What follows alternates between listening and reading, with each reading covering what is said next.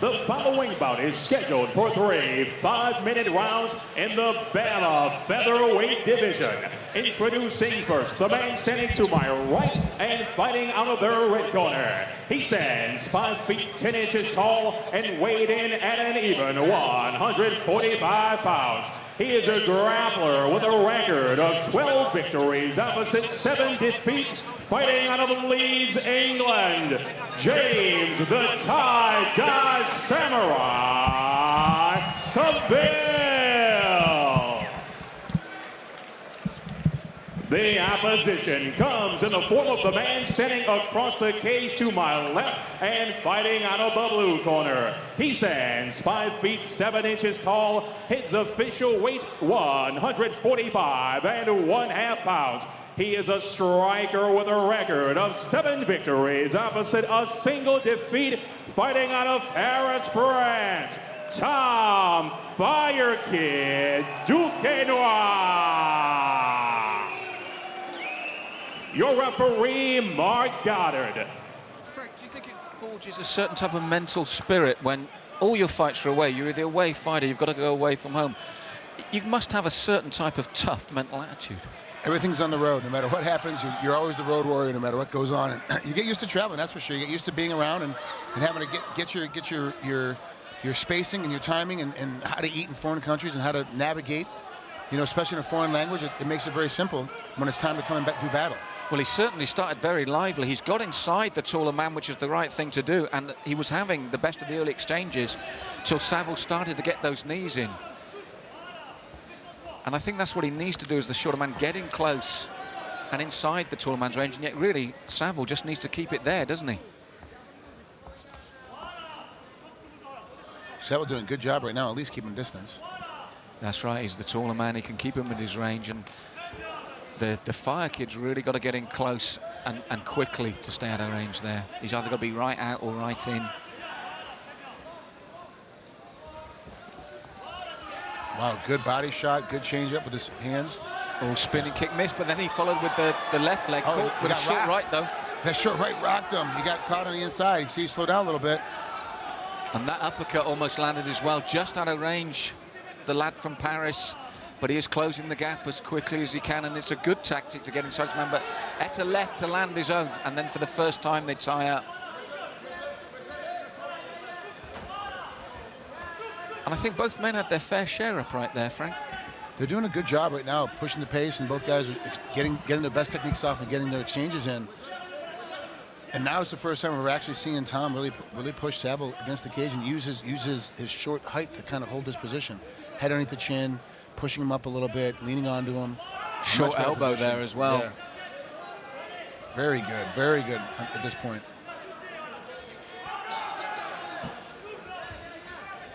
Saville doing a good job of keeping that back, but again, 3 short elbows. Jeez, explosive, this young Frenchman. Quick on the inside, fast with his hands and feet, just amazing so far. But right now he's just been out of range a little bit. Let's see what happens now if he gets us to the ground. And that left hand. Oh, that's it. He set it up with one, Frank, Yeah. and the second was an incredible left hand. Wow, I thought for sure that was done. Saville, great job of coming back in and getting inside and recovering. Spending some time recovering. Look at him locking in now so he can't get hit to the head. He's got to buy time to clear that head because that left hook landed so flush. Good position. Man, that was incredible recovery time. I thought for sure it was going to be over because the way he got put down. His entire body dropped, landed on his back. The nose is bleeding, that's to be expected, but as you said, all credit to Saville, took that well, still thinking, still working. But as the shorter man, the explosive man, Tom has really fought the right fight at the moment, hasn't he? He has, he really has. And as you can see, a dynamic movement from him again, side control, and really, Saville needs to buy as much time as possible. He's still just under 2 minutes left, a long time. But like you, Frank, I'm still impressed by the fact he took that shot and is still corpus mentis. Yeah, I mean, really most guys, I thought for sure the fight, like I said, I thought it was over. He came back, he's recovered fully now at this point. He's able to get in a position, but now he's in a spot where he laid to recover and held on. Now he's in a position now where he's got to get up and get moving. Yes, he's got to watch those short chopping elbows from the young man from Paris here. Tom doing a good job of changing positions, keeping the pressure on. Well, if I was Tom, I'd be quite happy with it upright because he's shown he's got sharp punches, he's got the short elbows. He's found his range. Staying inside, staying deep. He's not allowing to get caught with too many things at this point now, and Saville's got to worry about everything at this position. Why do you jump guard there? I'm not really sure. Why would he jump against the cage, put yourself against the cage and jump guard? Doesn't really make that much of a position. You preempted my question, Frank. I didn't understand that. I was just about to say to you, why would he do that? It doesn't really make any sense because he put himself in a worse position. He was just getting leaned on, but he was on his feet. At least he still had some kind of maneuverability. At this point, he put his head against the cage. He has nothing. Well, for me as well, it puts an exclamation mark on the round for Tom because I feel he's done enough to take this, and by that strange maneuver, he's given him the opportunity to finish strong as well. Yeah, now it's a position now where in the last 20 seconds or so, Saville has no hope of winning this round. All he can do now is get out of this alive. There's a really strange position to try to jump guard at that point. Oh, and there's that elbow again. Just as he tried to throw the left elbow from Tom came in and caught him clean again. And I've been impressed with his work. His timing's been very good as well. He's kept it on the inside. And as you said, Frank, he's kept himself mainly safe doing it as well.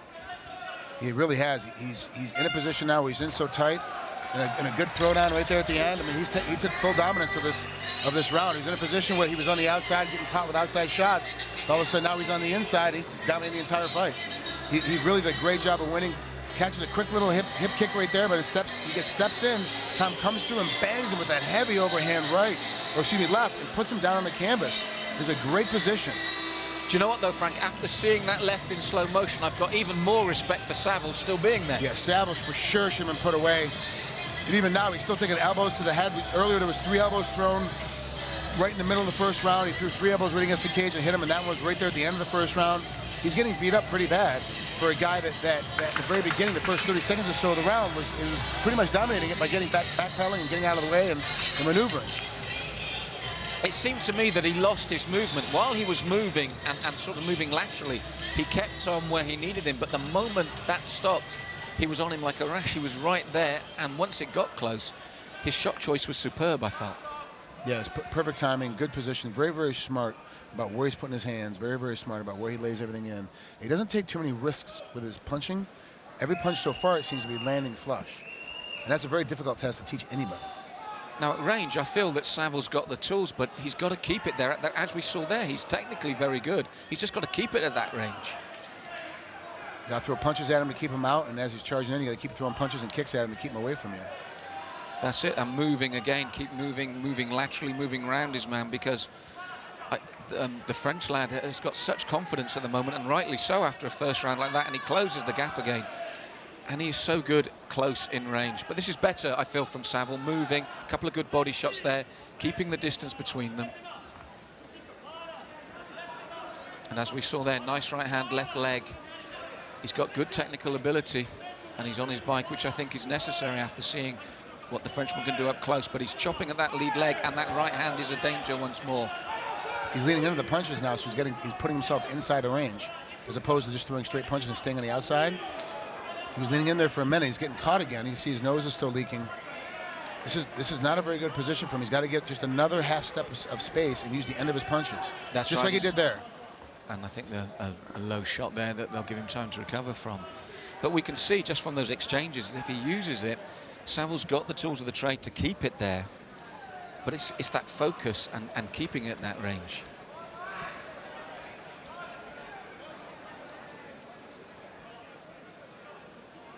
So Tom Duquesnoy just been given time to recover, and he's ready now, he's saying, trying to get the crowd going on his side. Said always having to fight in a foreign country.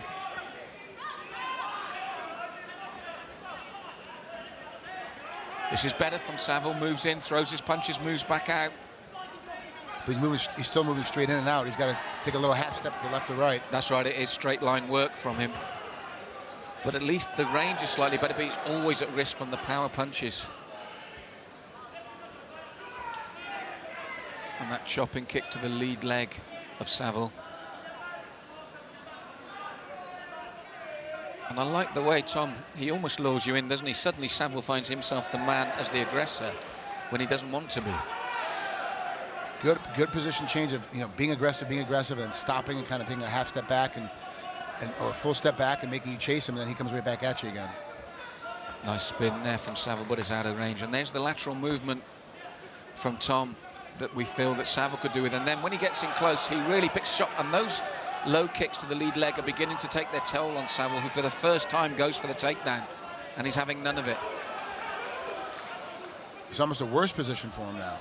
Well, we've seen this twice with him when he's gone for his takedown attempts. One was quite spectacular, but even that one, it doesn't work for him at the moment. That's been the problem for him.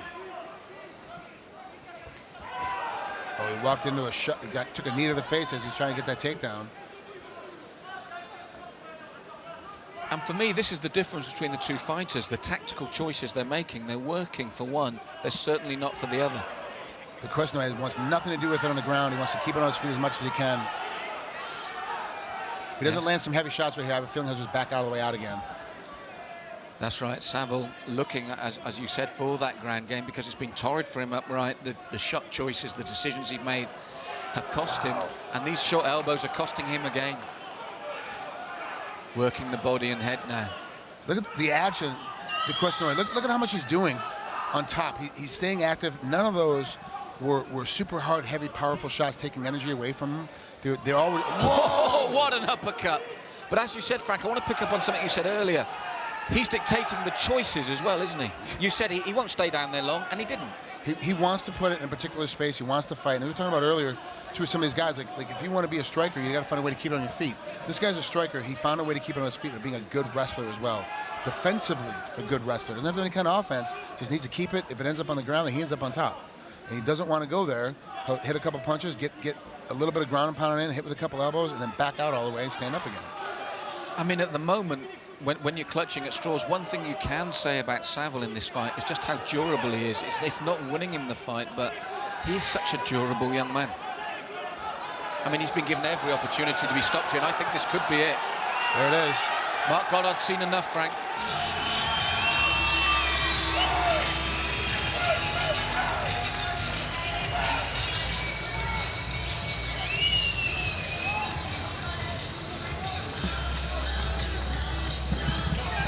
So total control of that fight by Tom the Fire Kid Duquesnoy from France.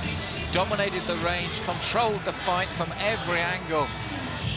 James Scrap Saville, as we saw, was very durable, but when it came to this final ground and pound, Mark Goddard saw enough with those downward elbows, chopping in to the side of the face, and you saw him actually look up at the referee as if to say, are you going to stop this? And he did.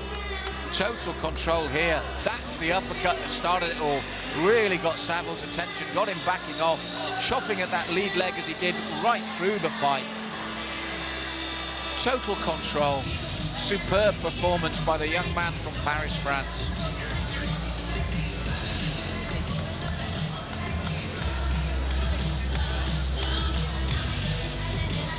Yes, James Scrap Saville, very durable, but it wasn't enough tonight.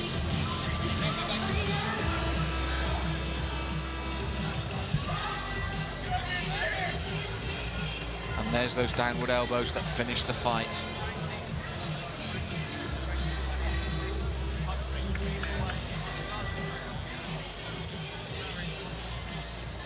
Ladies and gentlemen, referee Mark Goddard holds the bout at 4 minutes 4 seconds of the second round due to excessive strikes. Your winner by technical knockout, Tom Fire Kid Duquesnoy.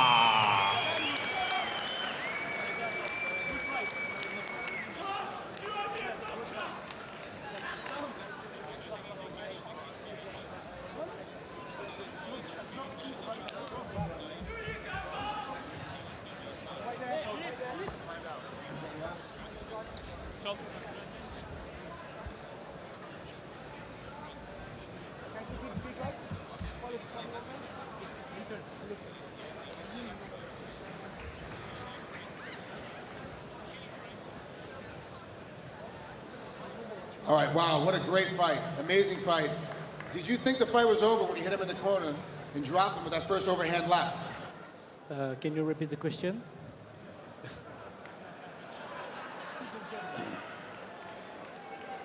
Did you think you had him done when you hit him with the overhand left in the corner in the very beginning? I think so, but he's a tough guy, so didn't knock out at this moment. When did you realize that you finally were starting to take over the fight and with complete dominance? Because at some point there was kind of a little change in your attitude and how you attacked. You started getting faster and quicker with everything because it seemed like you realized he was starting to fall off. He's a tough guy, so every moment I know I'm dominating, but I don't know, he was out, but there's no count pro of it. I know he was touched, but not knockout, so it was enough to continue the fight. When you were throwing those elbows onto his head, right in the very beginning of the first time you took him down, you started hitting him, did you realize that those were going to work for the entire rest of the fight? Because it seemed like that was your best finishing position by the end of it. I don't know, I don't understand your question, but I can tell you to pass this interview that next time I would like to fight for the championship belt, please. I like it. You guys want to see him fight for the belt next time?